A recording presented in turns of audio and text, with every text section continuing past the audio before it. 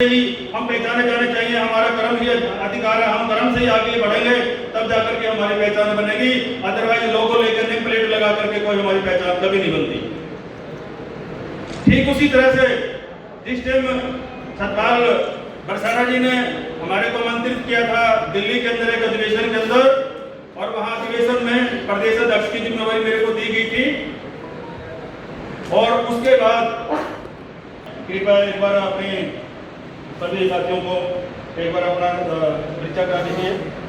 बुजुर्ग हैं और देखिए इन्होंने एक और इनकी ख्याति है, 60 साल की उम्र में इन्होंने LLB की है। और ये उत्तरी स्वागत है क्योंकि हमारे पास एक पुरानी हस्ती संगठन के चलाने वाले हमारे बीच में रहा। धन्यवाद सतपाल जी।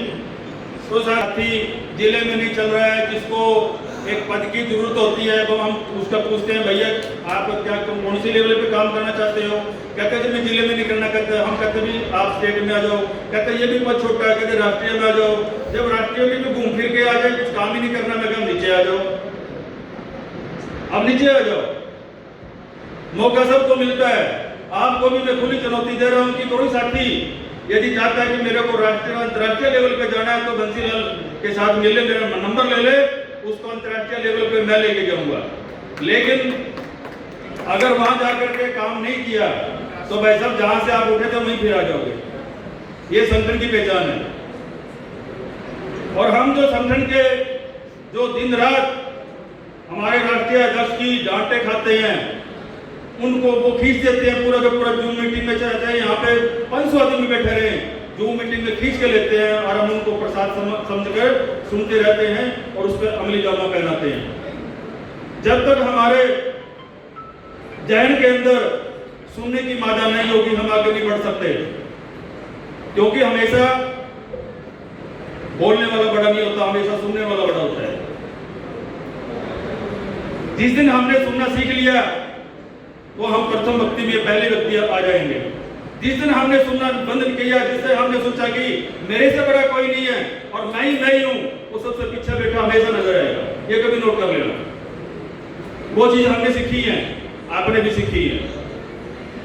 जब तक एक एक पत्रकार साथी अपने संगठन के लिए दिन रात एक नहीं करेगा, हमारे सरकार के सांसद, हमारे सरकार के नेता ऐसे चलते रहेंगे।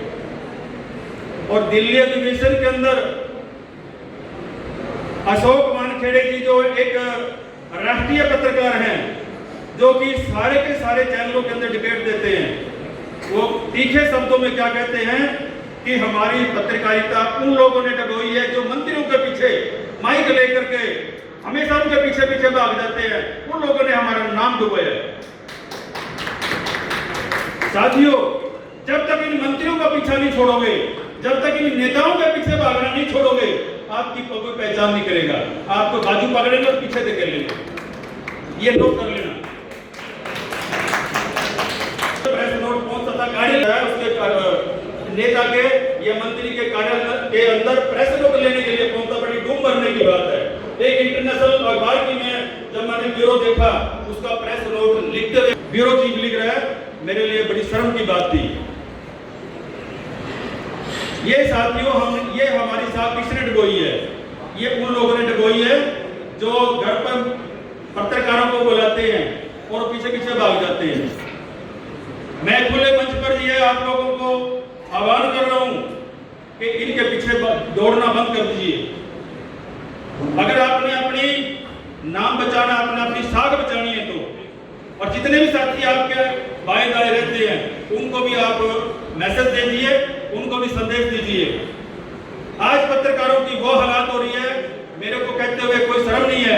2014 के में जब माननीय मुख्यमंत्री मनोहर लाल खट्टर जी मिले थे, उन्होंने अपने नेताओं को, MLO को एक चीज कही थी, अगर आपने आगे बढ़ना है तो पत्रकारों से दूरी बना ले। वो सुनने वाला मैं था, मैंने सुना, मेरा वो चुप गई।